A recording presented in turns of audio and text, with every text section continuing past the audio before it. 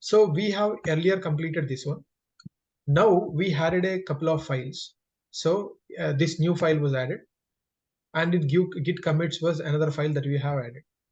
So maybe like um, b git txt added. So I renamed also. Again, if I do git status, you can see I'm on the same Uday branch. So untracked files, 2 new. Untracked files means those were not already part of this git repo, means these were newly added for you to understand. Now, if a new file is there, how do you add? Git add a so and so. Again, git add so and so.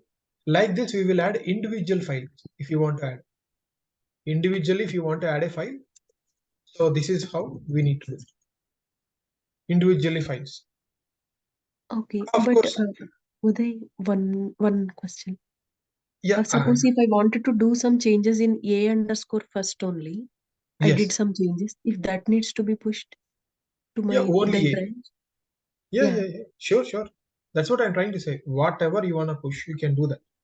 okay, So individually, if you see git status right now, what okay, happened? Can you see now what happened? yeah, Hey, changes to be committed. Whatever you have added, it is showing it. okay, Okay. okay, And yeah, got it. so changes were still there were like some more changes were done after you committed. Yeah, So, sorry, after you have added, you made few more changes in the git commands. Just now we added these 2 lines, right? yeah, That is saying, if I do git add again, be so and so, it will do it. Now if I do again, git I can status. see Okay, like this. Now what you are mentioning is, sir, there are 2 files. You are about to commit these files, but you don't want to commit both. You want only one to be committed. So like that also you can do. Whatever you are doing, you have committed. If you want to remove, you can do uncommit. That's why I'm telling this is a okay, complex process.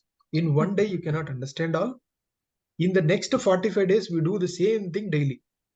So over a period of time, Git will become very small for you. So that is what I want to introduce. So now I added these 2 files. If I want to remove one of them, git reset. If I do b, now whatever it is there, it will remove. If I do git status, did you see what happened? yeah, Git reset b doesn't mean that this code was removed. Means within only the the file. commit, so it will be not be removed. Now only one file is there to commit. If I do git commit first.py, first Python file, something meaningful, right? Python file. So it has committed. And if I do git push, only that change will go. So earlier when we did a git push, it threw an error. But we did a setup, you remember? Yeah, So we set upstream we did. So that's the reason now it is not throwing error. See, set upstream we did. Or else git push origin develop or git push origin your own branch name. We need to write. Okay. So now again, if you see git status, still you have one file which was about to push. Now if I do git add so and so, it will add it. Git commit -m commands. It committed. And if I do git push origin Uday Prakash, means like I am pushing to my branch. I should not push to develop or something, right? That is not correct. yes, So from your branch, you should push only to your branch. So that's what I'm telling. Most of the people will do like this strategy only. One developer will have one branch like that. In some projects, they will go with Jira based branches. Means if you create like if in this sprint you have like 5 Jiras. For each Jira, you will create a branch and you work with it. For every branch, if you are in your 6 months career, if you are working with 1,000 Jiras, for 1,000 branches you will create. Like that only you'll do. They are happy with that. They will delete the old branches after some time. They kind of mechanism like this you push. Now, if I do git status after doing anything, git status, sorry. Though you need not think that I'm going fast. This is how it works. So, so slowly you will be comfortable. So it's fine, right? The git commands, Yes, everyone. yes. Anything that else you want me to touch on before going ahead? Hope it's fine. Yes, Uday. Yes. Yes. Sure. Thank you all. Thank you all. So now I need to work on like some file. Maybe like B is there. Next C, hello world.py. I write like ABC such that when you are walking through also it is easy for you to understand the code. So earlier I wrote just a print hello world. I can do like any computations also like that in that there itself, number equal to something,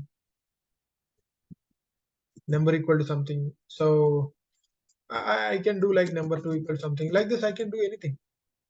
But in real time, they say that there is something called as pipette. So using pipette, we need to do it. Just a moment.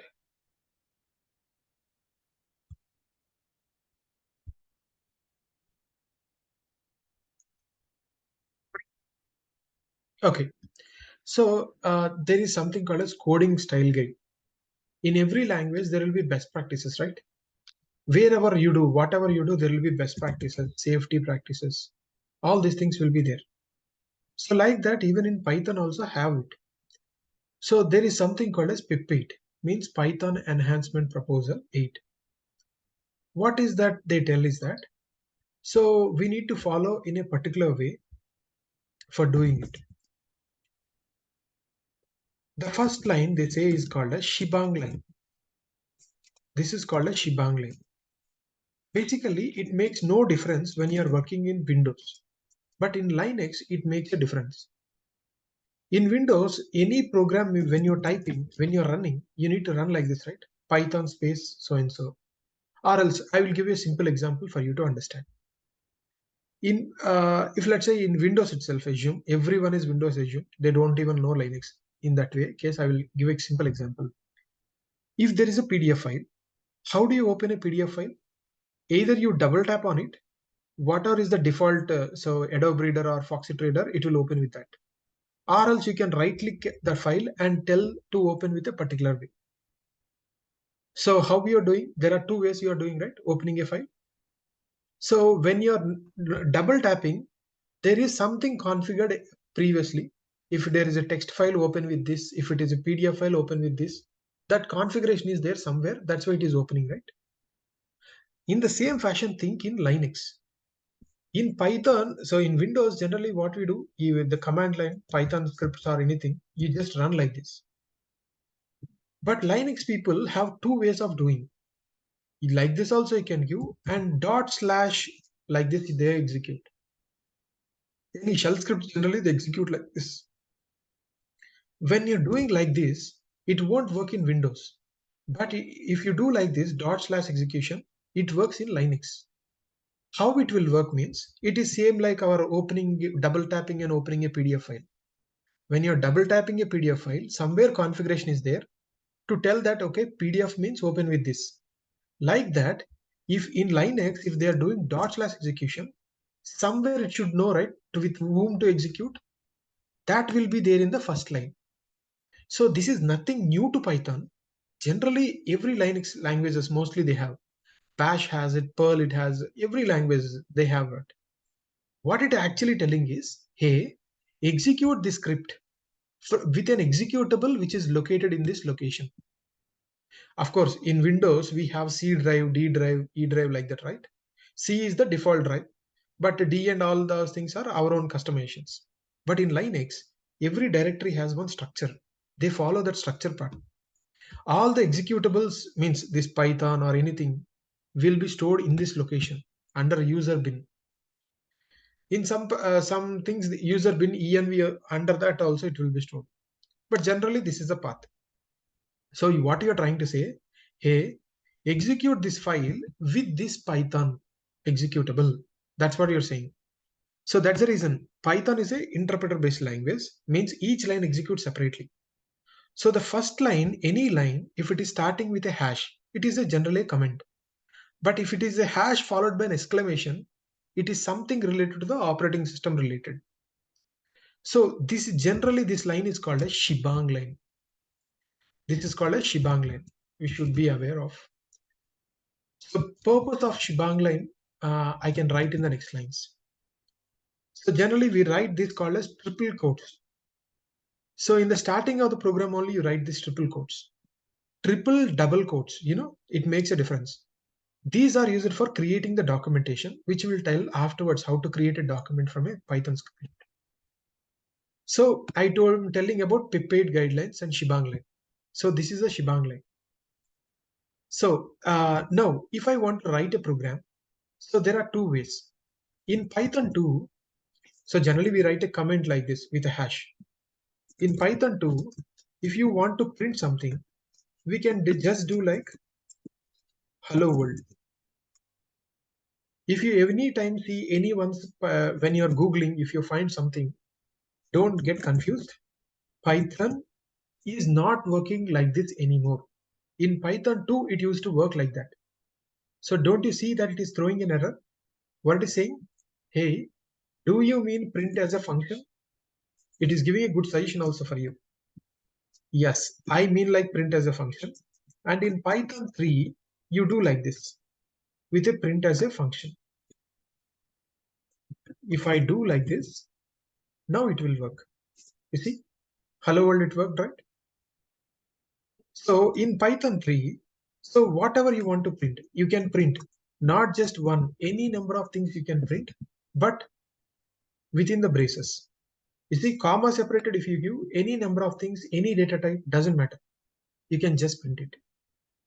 Similarly, in Python, if you want to create a function or anything, so we need to first, there is some syntax. You see, define wishes. So there will be something called as keywords. Means the language knows that word. Wishes, this is my own name.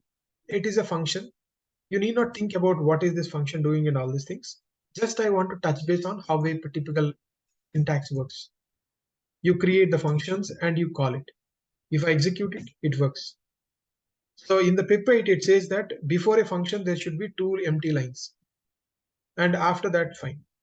And similarly, like, you can write like you see here. So even in any language, you can write. So you see, I entirely wrote in Telugu. Now if I execute, it will execute. Of course, this VS Code is not having that issue with the encoding to show properly, but this is working. So in fact, you can write the code in your own language. But did you observe something important here in this too? Even if I wrote in Telugu, I didn't write def in Telugu, right? So that is what is a keyword. I want to tell what is a keyword means, that is how you recognize. Did I change print into Telugu? No.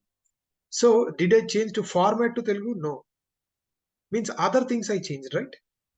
So that is what, if you need to understand what is a keyword and what is a other identifier means, this is a best example for you to understand. But what I want to show is that this is how a typical Python program will be there. And this is called as pip8 guidelines. And if you want to stop and show, I can, stop and like show in a here. Let me open the browser. So if you just go pip8, so Python enhancement proposal. If you go to the pip8 style guide for Python. Of course, as a beginner, it is very difficult for you to remember what all things that you need to follow. Means what they're saying, indentation should be 4 spaces instead of 8, 2, or you need to follow a proper way. So there are like maximum line limit. So like that, there are many rules are there. Again, same like Git, this also. These are all best practices. You will learn over a period of time for the next 45 days. So instead of in one day, slowly whenever I'm going anything, I'm telling you, so that you will not feel this as a burden at the end. So when you're learning itself, you will learn the best practices. That's what I want to imbibe. Hope it's clear, everyone. Yes. Sure. So we can stop with the last program. So we want to create a new file called as the dynamic typing. So we created a small program still now. And if I want to clear the screen, CLS in Linux, clear in Windows. That's how I clear the screens. And you can see that I am showing this command prompt in the right side, but for all you, it will show in the down right. You people are comfortable, but as a trainer, I need to show both side by side. That's why I configure it. You can also do as you wish. Coming to the dynamic type language. What do you mean by dynamic type language? So same like there, I will write in triple quotes again. So generally languages are of two types: static type languages and dynamic type languages. Hope you remember the C language, C++, Java. So all these things are static type languages. Means before using any variable, first we need to declare it. Hope you remember you did like that only, right? When you're working on C language, first you declared int as a, so float b, like that you declared, and then you initialize the values and used it. Whereas in dynamic type languages, you need not bother about the data type. You just give a value, it will decide what data type it is. Say, if I am saying like number 1 is equal to 100, can I execute this program? Python space C, I executed. It has done, but you can see no output because you didn't ask any print to happen, right? Okay, sir. Next, I am asking, there is one built-in function called as type. To know the data type of any variable, it is there. Okay, that also will be processed. Processing is different, then showing that is different, right? If you want to see any result, first we need to use a print statement. Until unless you use a print statement, you can see nothing. If I say type of number, you see now you got number. And if I say print of type of number 1, then this time you see int class integer. Okay. So whatever you pass, it will give the same. Sir, what if I do both simultaneously? So you can do a separate by a comma and do it. Did you see now? I am clearing the screen. Or like I like this also I can do. You see now? So first line because of this one, second line because of this. This time both came side by side, Python and so and so. So this time if I say the same, observe the difference. If I do the same number 1 in quotes and number 1 without quotes, it makes a difference. Observe. Number 1 without quotes, it makes a difference. When you do without quotes, it is thinking it as a variable and trying to check whether this variable is defined anywhere. Yes, it is defined. Then what is the value it is getting? If you define in quotes, it thinks it like a string. Now, if I do like just a print, empty print, that also it works. It will just print empty line. See here. Now we understood something. Can I do like number 1, number 1, like this I can do, right? See, I got it.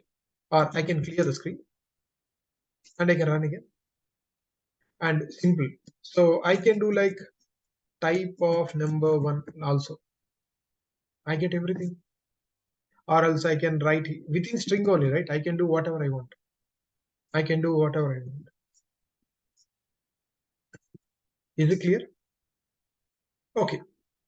Now you got a clarity of how to simply write a small program. You understood, right? Now I will complete the next part. What is this dynamic type language? First, I started evolution like that and I came. So initially defined as an integer. That's why when you are asking type, it is saying integer, integer, integer. Fine. Now, for this, I want to change. Number 1 is equal to 300. Don't you think that 300 is also an integer, right? Yes. Obviously. If I want to print it, you see, every time I'm doing a CLS to clear and then printing, right? So executing the program. So instead of doing twice, I can do in a single line. So clear the existing screen and run the new program. You see? So this is how it worked. Whatever you typed in the top, it's fine. Now you change it to 300. Of course, this works in any other language, right? Same data type, if you change the value, it works. But what if you try to change the value to some other thing? Of course, this is an integer. We agree it is an integer. Fine. Now, what if I take this content?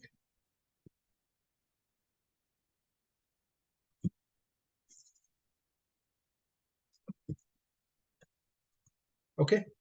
So instead of 300, just 300.0 I give. Observe how it will change. Did you see the moment dot zero became, or even dot also makes like that only, it becomes a float. This is float.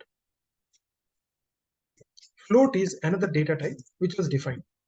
And like C language, we don't have something like a double or anything. So it's a very simple hierarchy in Python. And also there is one more interesting thing. So we have is like, if you place a brace around, so by default, if you place a brace also, it's a float. But if you place a brace and one comma at the end, it is called as a different data type called as tuple. So what is this data type? All these things I will tell slowly. But for now, understand that there were different data types. And similarly, if I say, I can tell one more value, say like this, minus 0.009. So that will be a float, you see. And this small change, I have minus 0 point something, right? In the last, if I do a j, it will become a complex number. Did you see it became a complex number?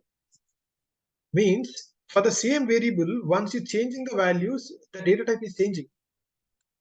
So you are not even doing anything, it is doing on its own. And similarly, if I do something like this here, the same 300 I gave in strings. Within strings, if I give, it is treated as a string. And similarly, if I do like anything else, so to make a list, I am writing everything here. So to just simply justify it. So if I do like a true, that is a built-in, it becomes a boolean. False, it's a boolean. So none is another new data type. So capital N only. So Python is a case sensitive language. Exactly you need to write. So whereas, so if I do number 1 is equal to true, I cannot do like that, because it small capital true it will work, but small true it don't do because it is not treated as a variable. So like that, based upon what data type you use, it is treated like that data. This is called as dynamic type language. Hope it's clear, everyone. So with this, I want to stop.